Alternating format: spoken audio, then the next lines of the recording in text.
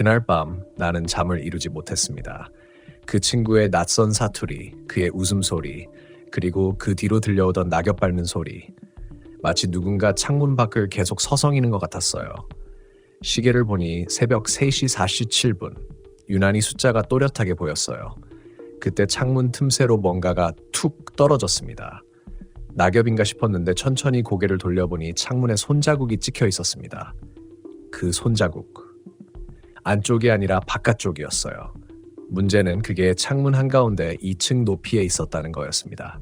그 다음날 아침 친구는 여전히 평범해 보였지만 어딘가 달랐습니다. 눈빛이 맞지 않았고 밥을 먹을 때마다 중얼거렸어요. 처음엔 알아듣지 못했는데 곰곰이 들으니 이렇게 들렸습니다. 돌려줘야 해. 돌려줘야 해. 나는 무심코 물었죠. 뭘 돌려줘야 하는데? 그는 밥숟가락을 멈추더니 내 눈을 천천히 바라봤습니다. 그 애 거. 그 애. 누군지 말하지 않아도 우리는 이미 알고 있었습니다. 폐가의 교복, 벽의 글씨, 그 모든 게 연결되고 있었습니다. 그날 저녁 나는 민박집 아주머니에게 조심스레 물었습니다. 혹시 예전에 이 근처에서 학생이 죽었다는 얘기 들어보셨어요? 아주머니는 한참 동안 대답을 하지 않더군요. 그리고 조용히 창문 커튼을 닫았습니다. 여그 사람들은 그 얘기 안 해요. 괜히 말 꺼내면 따라온다니까. 그녀의 목소리는 진심이었습니다. 그 순간 이 마을 전체가 어떤 금기를 품고 있다는 걸 알았습니다. 밤이 다시 찾아왔습니다. 비가 내리기 시작했고 천둥이 산등성이에 울려 퍼졌습니다. 나는 불안해서 방을 나가려 했는데 복도 끝에서 그 친구가 서 있었습니다. 불 꺼진 복도 한가운데 가만히 서서 나를 보고 있었습니다.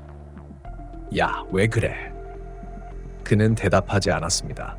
그저 입꼬리를 천천히 올리더니 낮게 웃었습니다. 도윤아, 산에서 불 봤지? 그의 목소리는 그 친구의 것이 아니었습니다. 어린 여자아이의 목소리였습니다. 나는 본능적으로 뒤로 물러났습니다. 그런데 그가 내 손목을 붙잡았습니다. 가지 말라 했는데 그 손이 믿을 수 없을 만큼 차가웠습니다. 얼음 같았어요. 그날 새벽 그는 방에서 또다시 이상한 행동을 보였습니다. 바닥에 뭔가를 그리더군요. 원형, 삼각형, 그리고 그 안에 또 하나의 원, 손가락 끝이 피투성이었습니다. 나는 겁이 나서 경찰에 신고할까 고민했습니다. 하지만 이런 말을 해봤자 믿지 않을 게 뻔했습니다. 빙이라니, 그 단어를 떠올리는 것조차 미친처럼 느껴졌습니다. 그래서 대신 나는 태백 시내에 있는 작은 절로 찾아갔습니다. 그 절은 오래된 사찰이었고 그곳에 계신 노스님은 우리가 묵는 민박집 주소를 듣자마자 얼굴이 굳었습니다. 그 집은 원래 스님들 법당이었어요. 30년 전에 제자를 잃고 미친 스님이 거기서 기도를 하다 스스로 불을 질렀지요. 그 노스님은 잠시 눈을 감더니 아주 낮은 목소리로 말했습니다. 그 제자가 여학생이었습니다. 스님을 믿고 산에 올랐는데 사고로 죽었어요. 그 뒤로 그 아이의 혼이 떠돌고 있습니다. 민박집으로 돌아오니 친구는 이미 나를 기다리고 있었습니다. 그는 웃고 있었어요. 하지만 그 웃음은 사람이 짓는 표정이 아니었습니다. 절 다녀왔지? 그 말에 등골이 오싹하게 식었습니다. 나는 아무 대답도 하지 못했어요. 그는 천천히 다가오더니 내 귀에 대고 속삭였습니다. 그 스님, 나 때문에 죽었어. 그때였습니다. 방 안에 형광등이 번쩍이며 깜빡이더니 갑자기 모든 불이 꺼졌습니다. 그리고 어둠 속에서 무언가가 우리 사이를 스쳐 지나갔습니다. 바람이 분 것도 아니었는데 내 머리카락이 흔들렸습니다. 그 순간 아주 분명히 들렸습니다. 어린 여자아이의 목소리. 살려줘. 나는 불을 켜려다 손이 떨려서 스위치를 잡지 못했습니다. 겨우 불이 켜졌을 때 친구는 바닥에 쓰러져 있었습니다.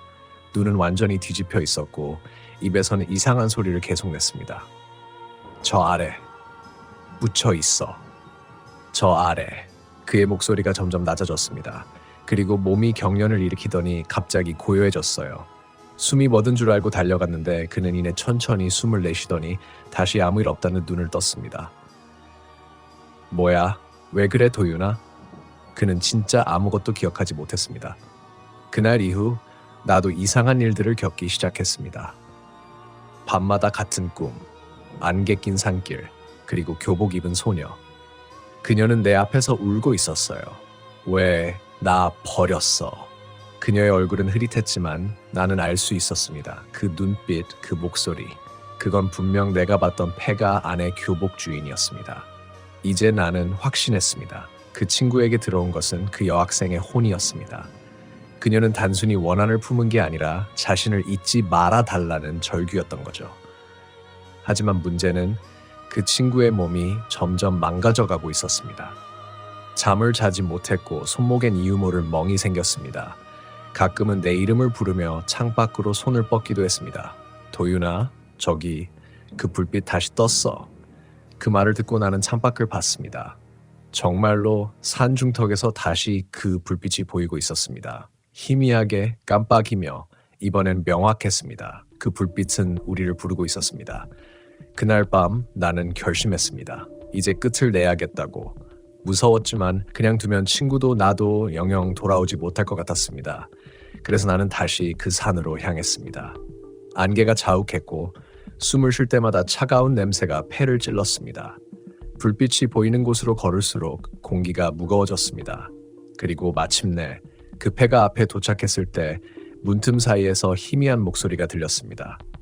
도윤아, 기다렸어. 솔직히 말하면 그날 이후로 아직도 내가 내 몸 안에 있는 게 맞나 하는 생각이 듭니다. 나는 여전히 태백의 그 산길 냄새를 기억합니다. 젖은 흙, 썩은 낙엽, 그리고 피비린내와도 비슷한 묘한 향. 그건 분명 사람 냄새는 아니었습니다. 내 이름은 김도윤이고 당시 29살이었습니다.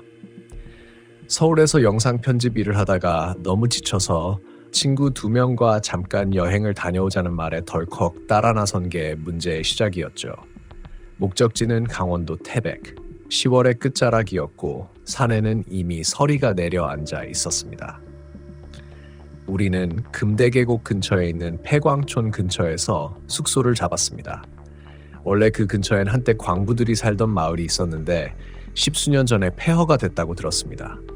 게스트하우스라고 하기엔 어색한 거의 민박 수준의 낡은 2층 집이었어요. 벽지는 누렇게 발해 있었고 2층으로 올라가는 나무 계단은 걸을 때마다 삐걱거렸습니다.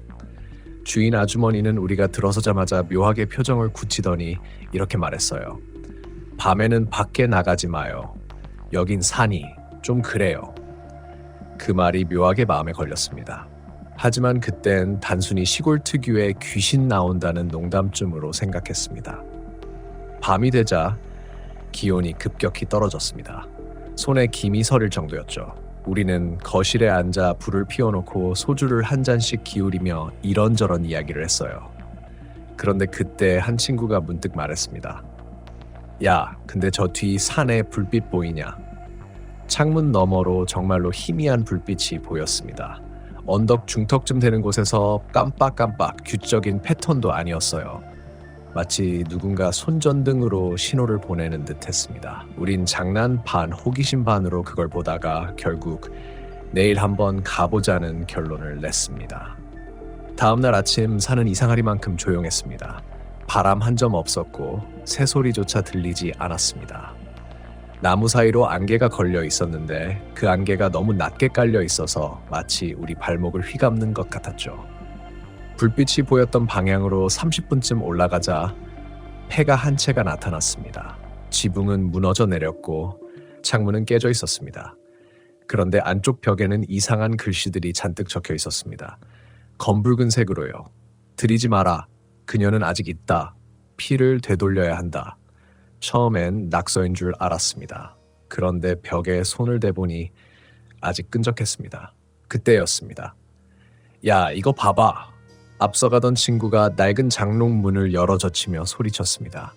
그 안에는 낡은 교복 한 벌이 걸려 있었어요. 80, 90년대 스타일의 남고 교복. 그런데 교복 안쪽 셔츠의 목 부분에는 까맣게 번진 자국이 있었습니다.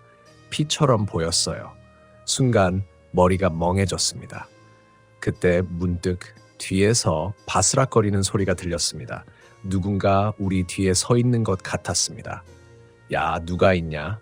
나는 목소리를 내며 뒤를 돌아봤습니다. 아무도 없었습니다. 하지만 확실히 어디선가 누군가의 숨소리가 들렸습니다. 우린 급히 내려왔습니다. 그런데 내려오는 길에 친구 하나가 뒤를 자꾸 돌아보더군요. 야, 너 왜 그래? 그 친구는 아무 대답도 하지 않았습니다.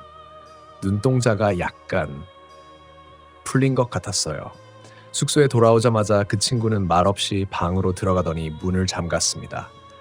나머지 우리 둘은 불안했지만 피곤해서 그냥 잠시 눕기로 했죠. 그런데 새벽 2시쯤 문 너머에서 이상한 소리가 들렸습니다. 두두두두, 두득, 두두득. 처음엔 침대 스프링 소리인 줄 알았습니다. 그런데 점점 그 소리가 벽을 타고 우리 쪽으로 번져왔습니다. 두두두두두득. 나는 놀라서 벌떡 일어났습니다. 야, 지금 들었냐? 친구가 고개를 끄덕였습니다. 그리고 다음 순간 그 방 안에서 쿵 하는 소리와 함께 뭔가 넘어지는 소리가 들렸습니다. 우리는 문을 부수듯 열고 들어갔습니다. 그 친구는 바닥에 쓰러져 있었고 입에선 이상하게 낮고 굵은 소리를 내고 있었습니다. 아, 안 나가. 그의 목소리가 아니었습니다. 눈동자는 완전히 검게 변해 있었고 입가에는 거품 같은 게 흘러나왔습니다. 나는 얼어붙은 채 손도 대지 못했습니다. 그때 갑자기 그가 눈을 뜨더니 내 쪽을 보며 웃었습니다. 도윤아. 그 목소리엔 분명히 내 이름을 모르는 누군가의 냄새가 섞여 있었습니다. 그날 밤 이후로 모든 게 달라졌습니다. 그 친구는 다음날 아침 아무 일도 없었다는 듯 일어나 밥을 먹었습니다. 하지만 문제는 그의 그 말투가 달라져 있었습니다. 태백 지역 사투리, 그것도 1980년대 어투처럼요. 아재, 여그 밥 만나네잉. 그가 웃으며 그렇게 말했을 때 내 몸은 얼어붙었습니다. 나는 그날 밤 이후로 계속 꿈을 꿨습니다. 안개 낀 산길에서 교복 입은 누군가가 내 이름을 부르는 꿈이었어요. 도윤아, 피를 되돌려줘. 눈을 떠보면 손끝이 얼어붙은 듯 차갑고 이불 끝에는 젖은 낙엽이 묻어 있었습니다. 마치 내가 자는 동안 산에 다녀온 것처럼요. 이건 단순한 꿈이 아니었습니다. 며칠 뒤 태백 시내의 작은 식당에서 우리는 그 동네 어르신 한 분을 만났습니다. 그분 우리가 묵은 그 민박집 이름을 듣더니 얼굴이 하얗게 질리더군요. 거 아직도 사람이 들어가? 그리고 잠시 후 낮은 목소리로 이렇게 말했습니다. 그 집은 예전에 교통사고로 죽은 학생 귀신이 붙어있는 집이요. 밤마다 산에서 불빛 보이면 걔가 내려오는 거야. 그 말을 듣는 순간 그날 산속에서 봤던 불빛이 다시 떠올랐습니다. 그건 누군가의 구조 신호가 아니라 귀신이 불러내는 신호였던 겁니다. 그날 밤 나는 잠을 이루지 못했습니다. 그 친구의 낯선 사투리, 그의 웃음소리, 그리고 그 뒤로 들려오던 낙엽 밟는 소리, 마치 누군가 창문 밖을 계속 서성이는 것 같았어요. 시계를 보니 새벽 3시 47분, 유난히 숫자가 또렷하게 보였어요. 그때 창문 틈새로 뭔가가 툭 떨어졌습니다. 낙엽인가 싶었는데 천천히 고개를 돌려보니 창문에 손자국이 찍혀 있었습니다. 그 손자국. 안쪽이 아니라 바깥쪽이었어요. 문제는 그게 창문 한가운데 2층 높이에 있었다는 거였습니다. 그 다음날 아침 친구는 여전히 평범해 보였지만 어딘가 달랐습니다. 눈빛이 맞지 않았고 밥을 먹을 때마다 중얼거렸어요. 처음엔 알아듣지 못했는데 곰곰이 들으니 이렇게 들렸습니다. 돌려줘야 해. 돌려줘야 해. 나는 무심코 물었죠. 뭘 돌려줘야 하는데? 그는 밥숟가락을 멈추더니 내 눈을 천천히 바라봤습니다. 그 애거. 그 애. 누군지 말하지 않아도 우리는 이미 알고 있었습니다. 폐가의 교복, 벽의 글씨, 그 모든 게 연결되고 있었습니다. 그날 저녁 나는 민박집 아주머니에게 조심스레 물었습니다. 혹시 예전에 이 근처에서 학생이 죽었다는 얘기 들어보셨어요? 아주머니는 한참 동안 대답을 하지 않더군요.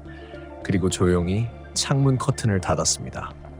여그 사람들은 그 얘기 안 해요. 괜히 말 꺼내면 따라온다니까. 그녀의 목소리는 진심이었습니다. 그 순간 이 마을 전체가 어떤 금기를 품고 있다는 걸 알았습니다. 밤이 다시 찾아왔습니다. 비가 내리기 시작했고 천둥이 산등성이에 울려 퍼졌습니다. 나는 불안해서 방을 나가려 했는데 복도 끝에서 그 친구가 서 있었습니다. 불 꺼진 복도 한가운데 가만히 서서 나를 보고 있었습니다. 야, 왜 그래? 그는 대답하지 않았습니다. 그저 입꼬리를 천천히 올리더니 낮게 웃었습니다.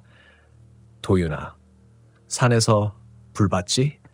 그의 목소리는 그 친구의 것이 아니었습니다. 어린 여자아이의 목소리였습니다. 나는 본능적으로 뒤로 물러났습니다. 그런데 그가 내 손목을 붙잡았습니다. 가지 말라 했는데. 그 손이 믿을 수 없을 만큼 차가웠습니다. 얼음 같았어요. 그날 새벽 그는 방에서 또다시 이상한 행동을 보였습니다. 바닥에 뭔가를 그리더군요. 원형, 삼각형, 그리고 그 안에 또 하나의 원. 손가락 끝이 피투성이었습니다. 나는 겁이 나서 경찰에 신고할까 고민했습니다. 하지만 이런 말을 해봤자 믿지 않을 게 뻔했습니다. 빙이라니. 그 단어를 떠올리는 것조차 미친 짓처럼 느껴졌습니다. 그래서 대신 나는 태백 시내에 있는 작은 절로 찾아갔습니다. 그 절은 오래된 사찰이었고 그곳에 계신 노스님은 우리가 묵는 민박집 주소를 듣자마자 얼굴이 굳었습니다. 그 집은 원래 스님들 법당이었어요. 30년 전에 제자를 잃고 미친 스님이 거기서 기도를 하다 스스로 불을 질렀지요. 그 노스님은 잠시 눈을 감더니 아주 낮은 목소리로 말했습니다. 그 제자가 여학생이었습니다. 스님을 믿고 산에 올랐는데 사고로 죽었어요. 그 뒤로 그 아이의 혼이 떠돌고 있습니다. 민박집으로 돌아오니 친구는 이미 나를 기다리고 있었습니다. 그는 웃고 있었어요.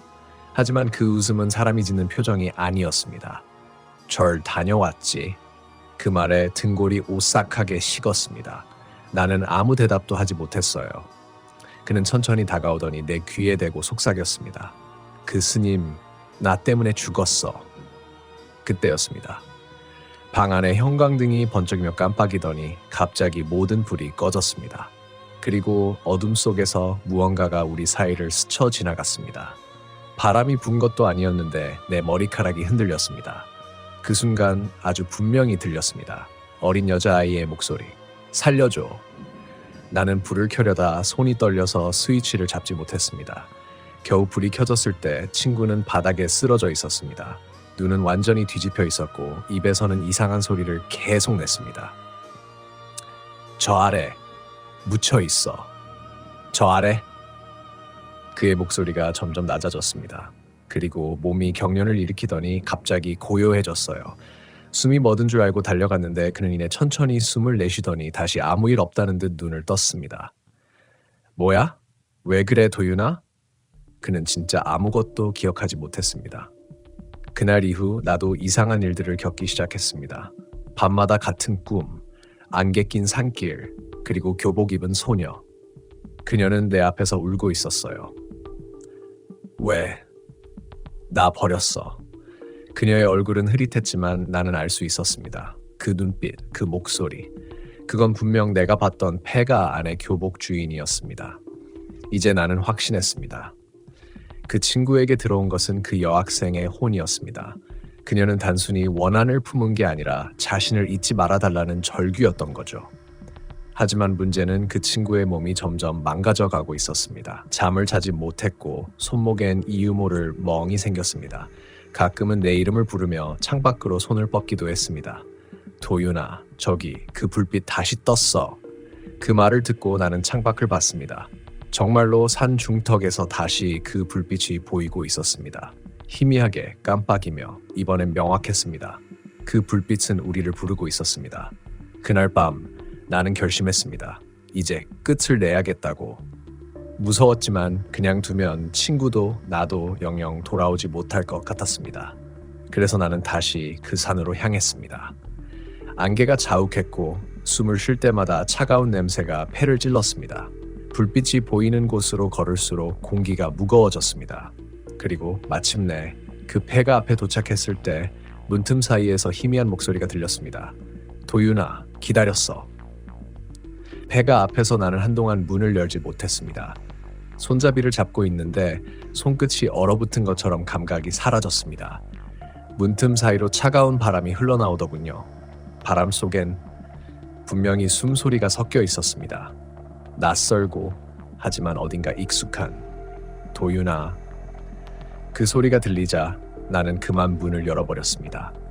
낡은 나무 문은 마치 오래 기다렸다는 듯 천천히 삐걱거리며 열렸습니다. 안에는 어둠뿐이었어요. 나는 휴대폰 플래시를 켜고 안으로 들어갔습니다. 비 냄새, 흙 냄새, 그리고 오래 썩은 철의 냄새가 뒤섞여 있었습니다. 바닥은 물에 젖어 있었고 벽엔 여전히 그 붉은 글씨들이 보였습니다. 그녀는 아직 있다. 나는 손전등 불빛을 천천히 돌렸습니다. 그리고 그 순간 벽 끝자락에서 무언가가 스치듯 움직였습니다. 플래시를 비췄지만 아무것도 없었습니다. 대신 벽 한쪽에 누군가의 이름이 흐릿하게 적혀 있었어요. 김혜린. 그 이름을 보는 순간 머릿속에서 무언가 탁 하고 끊어졌습니다. 그 이름, 어디서 들어본 적이 있었거든요. 10살 때였습니다. 나는 할머니 댁에서 여름방학을 보내고 있었는데 그 동네에 놀러오던 여자아이가 하나 있었습니다. 이름이 혜린이었죠. 항상 교복처럼 단정한 옷을 입고 다니던 아이였습니다. 그리고 어느 날 갑자기 사라졌습니다. 그 일을 잊고 살았는데 지금 이 이름을 다시 마주친 순간 나는 본능적으로 느꼈습니다. 그 교복, 그 피 묻은 셔츠, 그건 바로 그 혜린이의 것이었습니다. 머리가 멍해졌습니다. 그 순간 폐가의 바닥이 갑자기 쿵 하고 울렸습니다.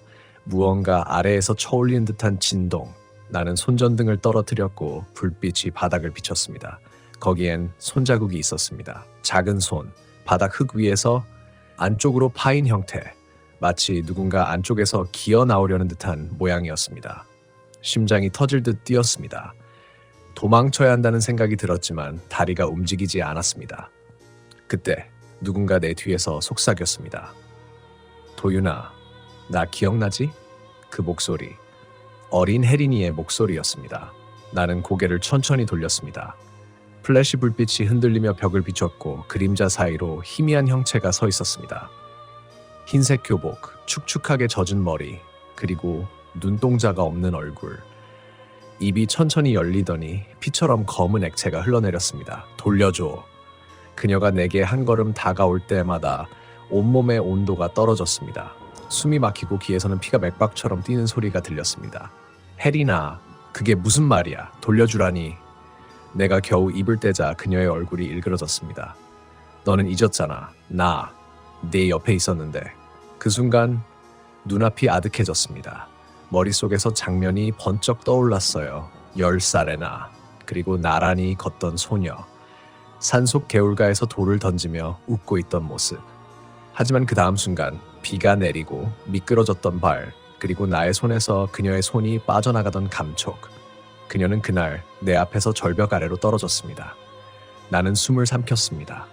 그녀는 여전히 그때 모습 그대로였습니다. 어린 얼굴, 젖은 교복, 그리고 손목에 감긴 붉은 실.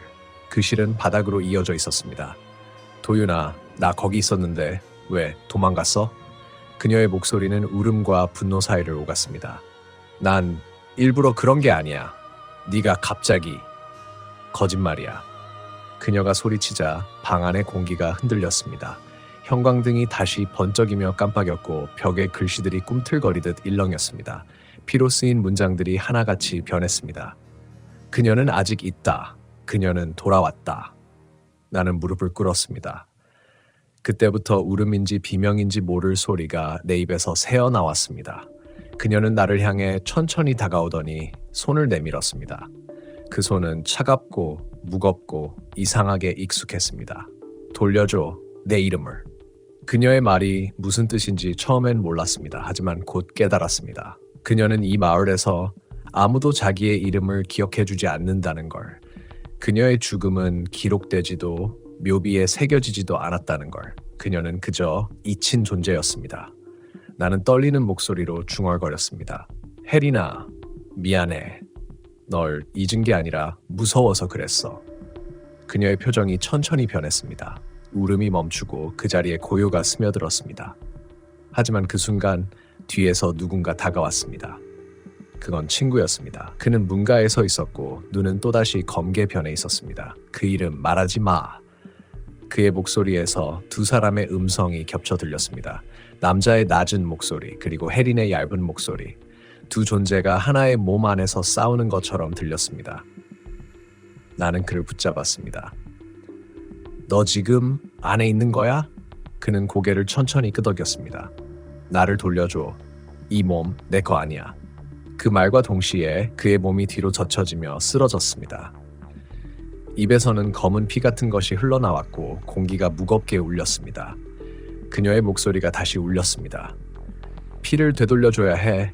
그날 네가 나를. 순간 내 손목에서 피 한 방울이 떨어졌습니다. 어디 부딪힌 적도 없는데 손끝이 갈라져 피가 흘렀습니다. 그 피가 바닥으로 떨어지자 방 안의 공기가 바뀌었습니다. 벽에 붉은 글씨들이 천천히 사라지기 시작했습니다. 대신 작은 목소리가 속삭였습니다. 이제야 기억했네. 고마워. 나는 그대로 주저앉았습니다. 모든 게 멈춘 듯 고요했습니다. 친구는 바닥에 누워 있었고 그의 얼굴은 다시 평온했습니다. 숨은 약하게 그러나 확실히 쉬고 있었습니다. 창밖에서는 새벽이 밝아오고 있었습니다. 안개가 천천히 걷히며 산 위로 빛이 스며들었습니다. 하지만 나는 그때 깨달았습니다. 그녀는 떠난 게 아니라 되돌아간 거였습니다. 그 산 아래 우리가 몰랐던 곳으로. 숙소로 돌아오는 길 나는 뒤를 한번 돌아봤습니다. 페가는 여전히 그 자리에 있었습니다. 하지만 이상하게도 그날 이후로 그곳을 아무리 찾아도 그 위치를 정확히 기억할 수 없었습니다. 지도에도 사진에도 그 페가는 나오지 않았습니다. 그녀는 마치 존재 자체를 지운 듯 했습니다. 그날 이후 나는 종종 밤에 그 꿈을 꿉니다. 안개 낀 산길에서 누군가 내 뒤를 따라오는 꿈, 그리고 마지막 순간 아주 낮은 목소리로 속삭입니다. 잊지 마. 나는 네가 기억해야 존재하니까.